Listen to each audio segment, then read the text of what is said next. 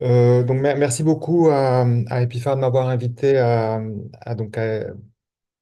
donner quelques pistes sur la maladie de Parkinson. Alors, je n'ai pas de conflit d'intérêt, celui d'être membre du conseil scientifique du GCPIFAR, et c'est quelque chose que j'aime beaucoup. Alors, la maladie de Parkinson, c'est une maladie neurodégénérative qui est caractérisée par des symptômes moteurs qui sont les plus connus, le tremblement de repos, la lenteur du mouvement, une raideur, une instabilité posturale. Et il y a également de nombreux symptômes non moteurs qui peuvent apparaître au cours de l'évolution de la maladie, mais également avant le diagnostic et l'apparition des symptômes moteurs.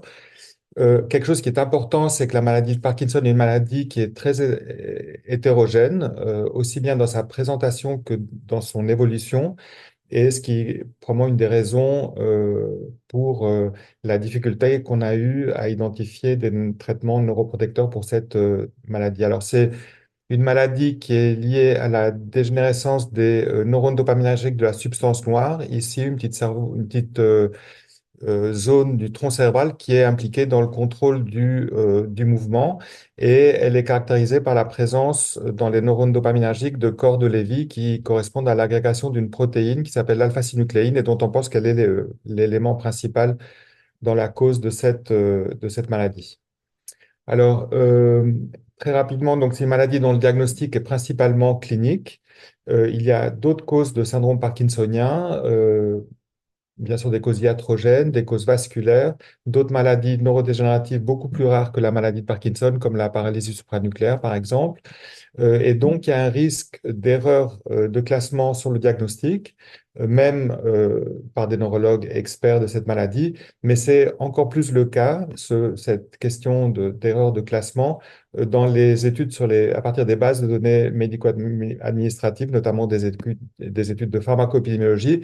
Par exemple, ici, une étude qui a été faite aux États-Unis qui montre que des codes diagnostiques de maladie de Parkinson dans des bases de données ont une valeur prédictive positive de 46% pour un diagnostic de maladie de Parkinson par rapport à un diagnostic expert, ce qui conduit à une surestimation de 73% du nombre de cas. Dans le SNDS en France, on a dans l'équipe développé un algorithme à partir de médicaments traceurs qui a été validé par rapport à un examen clinique. Et vous voyez qu'il y a une sensibilité de 93%, une spécificité de 86%, mais donc quand même un risque de faux positifs. Et puis dans ces bases de données médico-administratives, un problème qui est souvent peu évoqué, c'est le fait qu'il y a des erreurs importantes sur l'âge de début, notamment lorsque le diagnostic est réalisé à partir de diagnostic d'hospitalisation, puisque l'hospitalisation intervient assez tardivement dans l'évolution de la maladie de Parkinson en général. Alors, quelques chiffres à partir du Global Burden of Disease. Une première étude qui avait estimé le changement entre 1990 et 2015. Et à cette époque, donc en 2015, on estimait qu'il y a environ 6 millions de patients parkinsoniens dans le monde. Ce chiffre avait doublé entre 90 et 2015. Et puis, lorsqu'on regardait la prévalence standardisée sur l'âge, qui était donc ici de 98 pour 100 000, quelque chose qui était un peu frappant, c'est que par rapport à d'autres maladies comme les AVC, la démence ou la SLA, pour laquelle la prévalence standardisée était assez stable, il y avait une augmentation pour la maladie de Parkinson. Et dans une deuxième étude qui a été publiée plus récemment, donc avec des chiffres pour l'année 2021, donc on a ici 11 millions de cas dans le monde. Cette augmentation de la prévalence standardisée sur l'âge se confirme, elle devient plus importante. On ne sait pas très bien à quoi c'est dû, et ce qui explique surtout la différence par rapport aux autres pathologies. Une des explications possibles qui est avancée, c'est qu'il y ait un allongement de l'espérance de vie des patients parkinsoniens, c'est-à-dire un allongement de la durée de la maladie, ce qui pourrait expliquer cette augmentation de la prévalence standardisée. En France, des estimations faites par Santé publique France à partir de l'algorithme dont j'ai parlé tout à l'heure, traceur dans le SNDS, on estimait qu'en 2020, il y a environ 180 000 personnes traitées pour une maladie de Parkinson avec environ 26 000 nouveaux cas chaque année. C'est une maladie qui est plus fréquente chez les hommes que chez les femmes. Et puis donc, entre 2010 et 2030, des projections ont montré qu'en raison du vieillissement de la population, il y a une augmentation attendue du nombre de cas de l'ordre de 60%. Mais ce qui est surtout important dans cette diapositive, c'est de montrer que Ici, on voit qu'il y a un allongement de l'espérance de vie avec maladie de Parkinson, donc un allongement de la durée de la maladie en 20 ans de l'ordre de 3 ans, ce qui veut dire que les patients vont vivre plus longtemps avec la maladie de Parkinson. Donc, non seulement plus de patients, mais aussi des patients avec des formes plus longues, plus évoluées. Alors, quelque chose aussi qui est important pour la maladie de Parkinson, c'est qu'on sait maintenant que c'est une maladie qui, dans de nombreux cas, est précédée par une longue phase prodromale, au cours de laquelle on peut voir des symptômes non moteurs, comme d'abord, par exemple, une constipation, des troubles anxieux, des troubles du sommeil paradoxal, qui sont des troubles du sommeil très particuliers et assez spécifiques, une anémie, des troubles de l'odorat, une dépression. Et ces troubles peuvent apparaître 20 ans ou plus avant le diagnostic de maladie de Parkinson, qui apparaît donc quand sont présents les symptômes moteurs. Et ces symptômes moteurs apparaissent quand il y a environ 50% des neurones dopaminergiques qui ont déjà disparu. On considère actuellement qu'il y a probablement peut-être deux, alors c'est très schématique hein, bien sûr, mais qu'il pourrait y avoir deux formes de maladie de Parkinson. Une forme qui commencerait dans le cerveau, avec l'apparition donc des dépôts d'alpha-synucléine au niveau du bulbe olfactif ou de l'amygdale et qui s'étendrait ensuite, mais une forme aussi qu'on appelle body first, c'est-à-dire qui commencerait au niveau de l'intestin, du système nerveux autonome de l'intestin, qui expliquerait la constipation avec une ascension des dépôts d'alpha-synucléine le long du nerf vague et qui atteindrait ensuite le cerveau au moment auquel les symptômes moteurs caractéristiques apparaîtraient. Et donc, cette évolution très longue pose des problèmes, notamment en termes de biais de causalité inverse ou un biais protopathique, puisque ces symptômes qui apparaissent longtemps avant le diagnostic pourraient entraîner des changements de comportement, par exemple, ou des complications. Par exemple, on peut imaginer que la constipation va entraîner des changements dans l'alimentation, la dépression, une consommation de psychotropes, et puis plus de contacts médicaux avant le diagnostic de maladie de Parkinson. Et c'est ce qu'on avait vu ici dans cette étude dans la cohorte E3N, dans laquelle on s'était intéressé aux prescriptions de statines avant le diagnostic. Et on voit que les patients parkinsoniens ont plus de contacts médicaux que des personnes sans maladie de Parkinson dans les 5 années avant le diagnostic, et que pendant ces 5 ans pendant lesquels les patients parkinsoniens voient plus souvent un médecin, on voit que les prescriptions de statines changent chez les patients. Alors, donc, pour finir avec l'histoire naturelle de la maladie de Parkinson, donc il y a cette longue phase ici, le point zéro, c'est le temps du diagnostic. Donc, il y a cette longue phase prodromale auquel on a vu qu'il peut y avoir des signes digestifs, une atteinte du système nerveux autonome, des troubles du sommeil paradoxal. Puis, les symptômes moteurs caractéristiques apparaissent. Et puis ensuite, il y a des signes qui sont plus compliqués à traiter, notamment le freezing, les chutes, des dystonies, etc. Et puis apparaissent des complications liées au traitement dont on parlera tout à l'heure, notamment des fluctuations, ce qu'on appelle on-off, ou des dyskinésies, qui peuvent être des symptômes très gênants. Et enfin, au stade très évolué, on peut avoir une démence, des hallucinations, etc. Donc, ce qu'on appelle la démence parkinsonienne. Donc les enjeux, j'ai réfléchi à quels étaient les enjeux pour moi pour le traitement dans le futur de la maladie de Parkinson. Alors le premier, c'est bien sûr améliorer la prise en charge des patients par des traitements symptomatiques. Et la difficulté ici, c'est que comme on a vu, il va y avoir plus de patients, mais non seulement ces patients, il y en aura plus, mais ils vont aussi vivre plus longtemps. Et donc, il y aura plus de patients avec des formes évoluées et plus difficiles à traiter en raison de complications comme les fluctuations de dyskinésie ou des symptômes résistants au traitement comme un déclin cognitif, une démence, un freezing.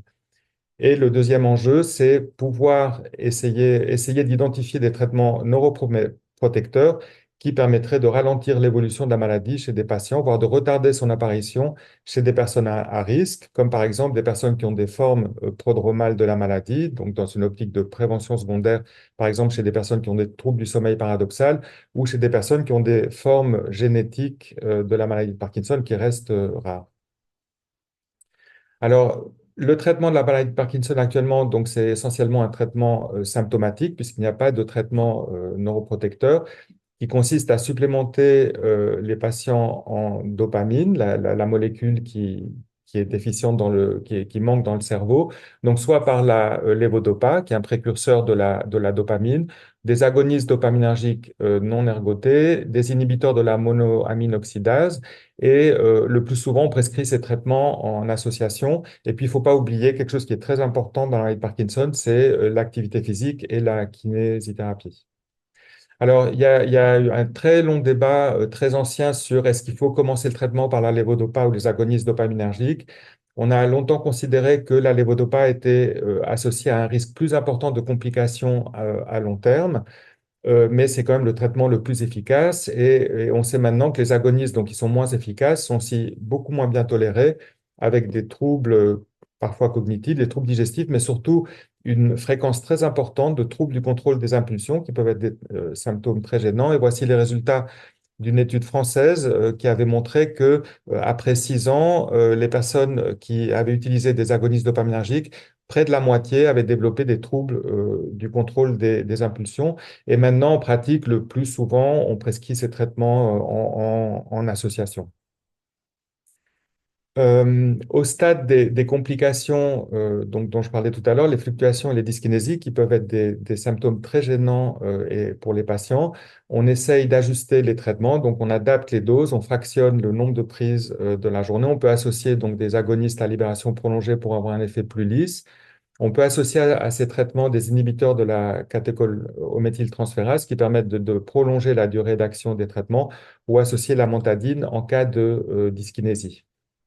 Mais il y a maintenant la possibilité d'utiliser des traitements, ce qu'on appelle des traitements de seconde ligne, qui ont vraiment révolutionné un peu la prise en charge des patients avec des formes évoluées de maladie de Parkinson. Tout d'abord, la stimulation donc des traitements chirurgicaux, comme ici la stimulation cérébrale profonde, qui consiste à implanter des électrodes dans le noyau sous-thalamique du cerveau, qui sont connectés à un pacemaker et qui, comme ça, régulent l'activité des noyaux gris centraux. C'est un traitement, bien sûr, qui doit être fait dans des centres experts. Et la difficulté actuellement, c'est qu'en France, il y a des très, très longues listes d'attente pour pouvoir utiliser ce traitement qui est cher et surtout qui nécessite ensuite un traitement, un suivi relativement compliqué.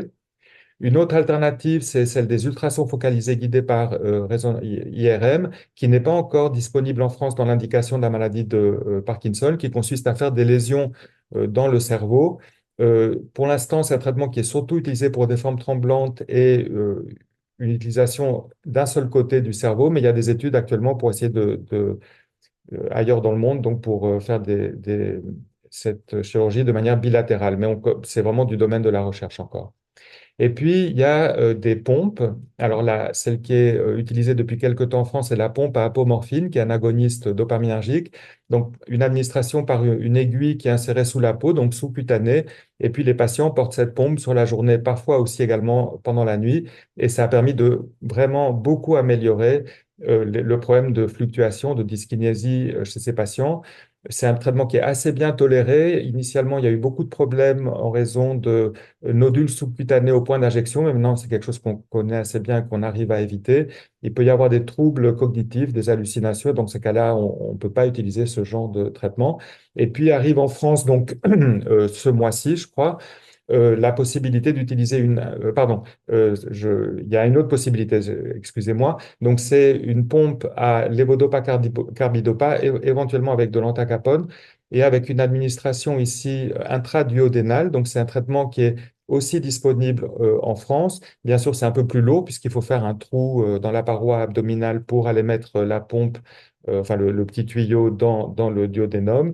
Mais aussi, c'est un traitement qui marche bien, et notamment quand on ne peut pas utiliser la pompe à apomorphine. Et puis arrive ce mois-ci en France, donc cette pompe à fausse levodopa, fausse carbidopa, qui est donc un précurseur de la levodopa, mais avec une administration sous-cutanée. Donc là, comme pour la pompe à apomorphine, une petite aiguille qu'on va mettre sous la peau. Et on a beaucoup d'espoir dans ce traitement, notamment pour les personnes qui ne peuvent pas être un bon candidat à la pompe à apomorphine ou à la stimulation cérébrale profonde. Et puis à l'avenir, il y a en cours de développement une pompe à levodopa carbidopa aussi qui sera bientôt disponible. Alors, quelles sont les pistes de recherche pour le développement de médicaments, enfin de traitements dans la maladie de Parkinson? Donc, en janvier 2023, il y a publication qui avait estimé qu'il y avait environ 140 essais thérapeutiques en cours, dont un peu plus de la moitié portés sur des traitements symptomatiques et les autres portés sur des traitements neuroprotecteurs. Alors pour les traitements symptomatiques, il s'agit de trouver des formulations de lévodopa ou d'agonistes qui permettent une libération plus continue. Par exemple, il y a une micropompe buccale qui est en cours de développement. Il y a un traitement qui a été développé par une équipe lilloise pour administrer un précurseur de la dopamine de manière dans les ventricules cérébraux. Il y a un développement de nouveaux agonistes dopaminergiques qui sont spécifiques de certains récepteurs pour essayer de diminuer les effets secondaires, notamment les troubles du contrôle de l'impulsion. Il y a des recherches autour de la transplantation de cellules productrices de dopamine dans le cerveau. Et puis, il y a beaucoup de développements très technologiques autour de la stimulation cérébrale profonde avec des modifications des électrodes, ce qu'on appelle la stimulation cérébrale profonde adaptative, qui s'adapte au fonctionnement cérébral, ou d'autres cibles qui sont en cours d'étude pour des symptômes résistants comme les troubles cognitifs. Alors, pour les traitements neuroprotecteurs, donc, comme je vous l'ai dit, il n'y a pas actuellement de traitement qui permet de ralentir ou de retarder l'évolution de la maladie de Parkinson. Il y a eu de très nombreux essais thérapeutiques qui sont négatifs et on pense actuellement que probablement l'explication, c'est, bon, comme je vous l'ai dit tout à l'heure, l'hétérogénéité de la maladie, mais peut-être aussi que ces essais interviennent trop tardivement chez des patients qui ont déjà perdu beaucoup de neurones dopaminergiques et puis impliquent un traitement qui est peut-être aussi trop court. Alors, parmi les thérapeutiques qui sont en cours d'étude, il y a d'abord des thérapeutiques par immunothérapie ciblée sur l'alpha-synucléine, donc la protéine qui est impliquée dans la maladie de Parkinson. Il y a eu deux essais thérapeutiques décevants qui n'ont pas atteint leur objectif. Il y a un essai thérapeutique actuellement en cours et puis il y a d'autres molécules avec différents mécanismes d'action qui sont en cours d'étude. Il y a des essais aussi autour de traitements ciblés sur les formes génétiques. Donc, les plus fréquentes, c'est les formes liées à des mutations du gène LARC2 ou le GBA. Et donc, il y a des essais en cours vraiment pour ces formes, ciblés sur ces gènes. Pour les mutations du gène LARC2, d'ailleurs, c'est des essais en fait pour soit des patients qui ont une mutation LARC2 ou aussi dans les formes sporadiques, puisqu'on sait que ce gène pourrait aussi être impliqué dans la maladie de Parkinson de manière plus large, plus large. Alors, une autre approche qui a été beaucoup utilisée dans la maladie de Parkinson, c'est le repositionnement de médicaments, puisque le développement de nouveaux médicaments neuroprotecteurs est très onéreux, il y a eu beaucoup d'échecs, et donc ce repositionnement représente peut-être une stratégie possible pour identifier des traitements neuroprotecteurs. Alors, c'est essentiellement fait par des études pharmacoépidémiologiques ou des essais cliniques. Les études pharmacoépidémiologiques ont donné des pistes. Alors, il y en a eu très nombreuses, les AINS, les inhibiteurs des canaux calciques, les agonistes bêta-2 utilisés pour l'asthme ou les statines. Mais ces études pharmacoépidémiologiques sont confrontées à de nombreuses difficultés. La causalité inverse, on en a déjà parlé, est très peu prise en compte dans ces études. Il y a souvent des erreurs de classement sur le diagnostic et l'âge de début dans les études à partir des bases médico-administratives. Et puis, il y a surtout le problème de la confusion non mesurée, puisque dans ces études, à partir des bases médico-administratives, de nombreux facteurs de confusion importants ne sont pas pris en compte. Et j'ai juste mis en bas deux exemples de travaux qui sont portés par l'équipe de biostatistique du CEST, Ismail Ahmed, Anne Thiebaud, Emmanuel Courtois et Pascal Tubert, donc où il y a eu à gauche des essais de machine learning pour essayer de prendre en compte la confusion non mesurée à partir du CNDS. C'est un projet qui est porté par Emeline Courtois pour essayer de construire des scores prédictifs par machine learning de certains de ces variables comme le tabagisme, l'alcool, l'activité physique. Alors, il y a une piste quand même de repositionnement de médicaments qui a suscité beaucoup d'espoir, c'est celui des antidiabétiques analogues du GLP-1, puisque les études épidémiologiques ont montré qu'il y avait un risque augmenté de maladie de Parkinson chez les personnes atteintes de diabète de type 2. Donc, il y a eu des essais, il y a eu des tentatives d'étudier ces médicaments. Il y a eu des études de pharmacopédémiologiques qui ont montré que chez les patients diabétiques traités par ces analogues GLP-1, il y avait un risque diminué de maladie de Parkinson. Euh, et donc, il y a eu plusieurs essais thérapeutiques qui ont été publiés récemment. Donc, voici le premier en janvier 2024 à partir d'un analogue de l'exénatide donc un essai randomisé sur 36 semaines en double aveugle contre placebo chez des patients parkinsoniens non traités, donc très précoces, qui n'a pas atteint ses objectifs dans l'ensemble, donc pas de différence dans le changement du score MDS-UPDRS 3, qui est 2 et 3, qui est une manière de mesurer la progression dans la maladie de Parkinson, avec des résultats, en revanche, chez les patients les plus jeunes et une amélioration, moins d'évolution donc du score, de ces scores chez les patients les plus jeunes dans le groupe traité. Et puis, une deuxième étude publiée en avril 2024, donc ici concernant le Lixi-Zenati, une étude française menée par Olivier Rascol à Toulouse. Donc, un essai randomisé de 12 mois, c'est des patients ici traités et qui a montré que donc l'outcome principal était le changement de l'UPDRS 3, qui a montré que chez les patients traités, il n'y avait pas d'évolution de ce score au cours de l'année de traitement, alors que chez les patients traités par placebo, ce score se dégradait. Cette différence était significative. Et après 12 mois, il y a eu un washout de 2 mois qui a montré que cette différence se maintenait et qui donc est interprétée comme peut-être un effet protecteur, neuroprotecteur de ce traitement par l'ixizénatide. Et en octobre 2024, un troisième essai qui a porté sur l'exézénatide ici à On Lyon. arrive au terme, Alexis. Oui, j'ai presque fini. Ok. Qui, en revanche, n'a pas montré d'efficacité. Donc, pour conclure, j'ai essayé voilà, il y a eu quand même beaucoup de progrès dans la prise en charge des patients parkinsoniens au cours des 10 dernières années, notamment avec l'avènement des traitements de seconde ligne. Euh, pour le traitement symptomatique, je n'ai pas du tout parlé du traitement des complications et des symptômes moteurs, mais c'est vraiment aussi quelque chose de très important qui est moins étudié. Les traitements neuroprotecteurs par les analogues du GLP-1 sont une source d'espoir, parce que c'est la première fois qu'il y a un essai, enfin un médicament neuroprotecteur qui peut-être montre un bénéfice, mais il faut encore comprendre les discordances entre les études et il y a besoin d'études plus longues.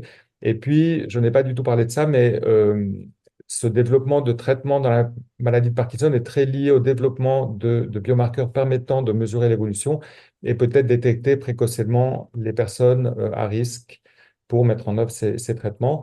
Et puis juste voilà quelques références pour les personnes qui seraient intéressées. Je vous remercie.